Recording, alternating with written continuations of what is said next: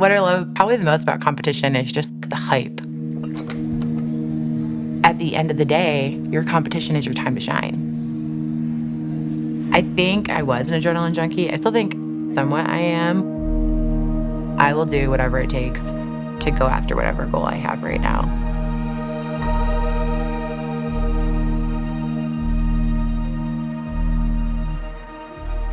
I grew up in a family. I was the oldest of 6 sisters. All of our names start with a V. So there's Valerie, Virginia, Victoria, Veronica, Vanessa, Verena, and Violet.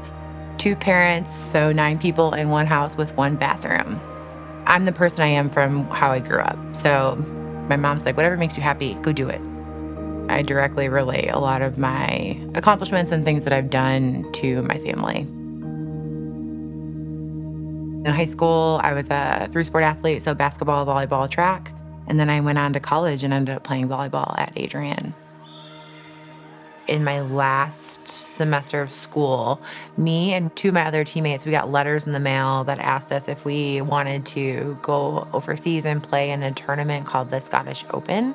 You have to get nominated to play for it. And when we got to London, we met our team and we spent 2 or 3 weeks there. And some of the athletes actually got recruited to play on European teams. But since I was going to come back and go to grad school, I decided just to play and then come home. So when I was at Central, I wasn't involved with any sports. College athletes have to deal with life after sport. I struggled with that a lot, and so I'm like, I was looking for anything to get involved with to try to fill the void. I went to a conference called Midwest ACSM. I met with one of the faculty members, and she's got this awesome Team USA bag. I'm like, where'd you get that? That is so sweet. And she was like, oh, it's a bobsledder. And I went to the 2010 games in Vancouver. I'm totally intrigued and inspired by her. And she was like, anyone can try out, Val. You can go and do a combine. And I was like, no freaking way.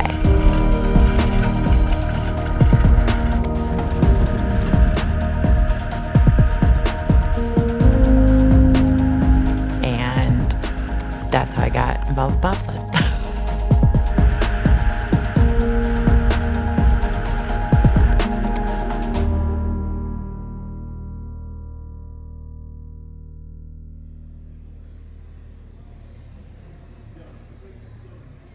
I took training really serious. I don't know if I have an even chance to make an Olympic team, but I just want to put myself in the best opportunity to do this. That first year, my teammate Brittany made World Cup, and Brittany was like, hey, Val, if you want to get better, let's move to Utah and slide every day.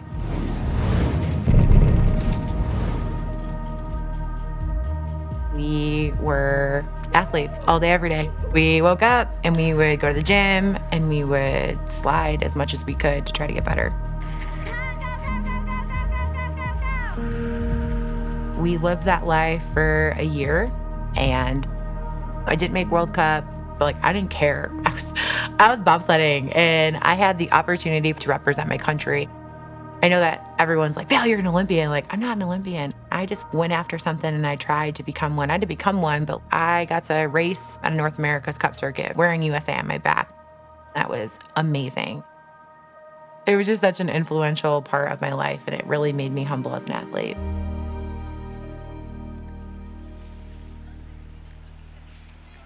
Everything in life prepares you for whatever is coming next.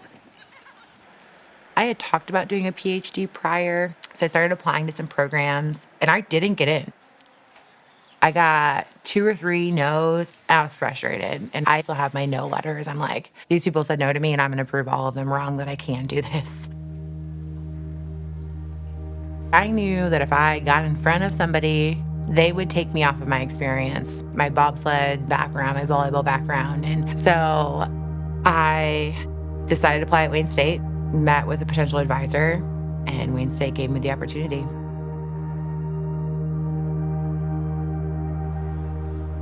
But again, the athletic drive in me is, I still need to do something. What am I going to do next? And weightlifting was it.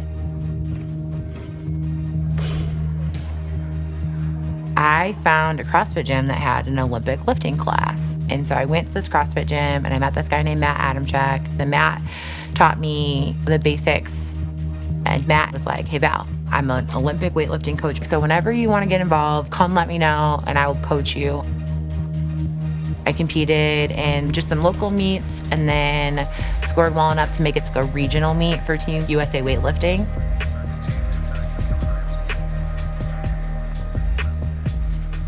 My goal was to place like top 8 or something.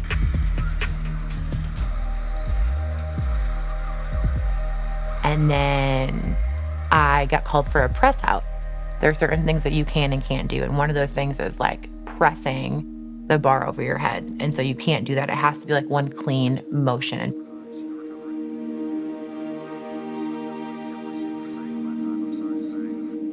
So I came back, sat down, went back out there, called me for a press out again.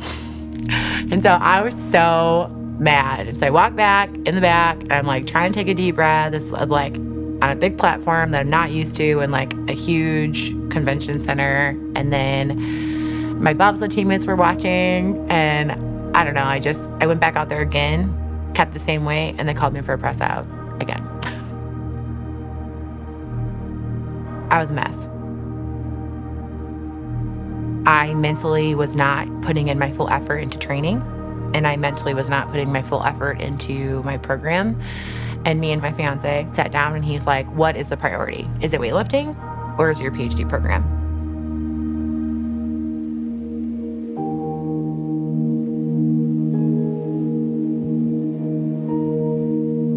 I'm a full-time PhD student. I also teach, and on top of that, I'm working almost 20 hours a week at a facility where I personal train and coach bar-west methods.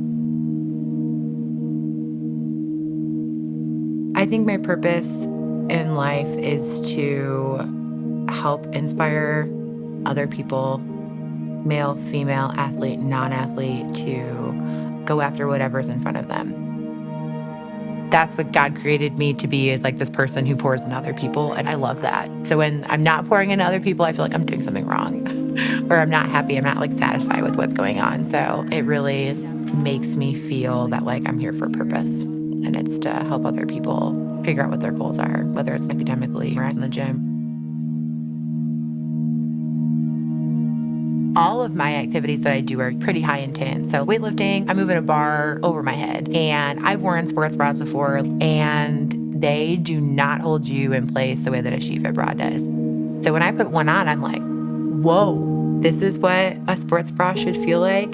Then when you exercise with one on, you will never want to wear a regular bra ever again, because there is a distinct difference between the two bras. If I'm doing a high intense workout, I can adjust the straps at the top to make it fit better, in addition to keeping me strapped down. So when I'm lifting, it stays put and I'm not going anywhere. This bra allows you to move with that. It grows and shrinks with you.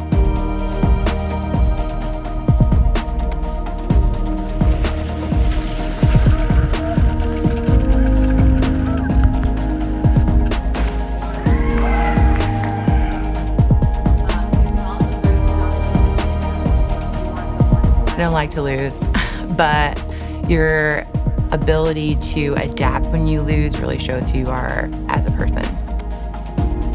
Everybody has their falls, but even though you lose, you shake it off, because you have to. When you lose in life, the next day still comes. So you have to figure out, okay, I can be upset about this for right now, but then I have to move on with my day. How can I make myself better from that loss? My name is Val, and this is my Sisterhood Story.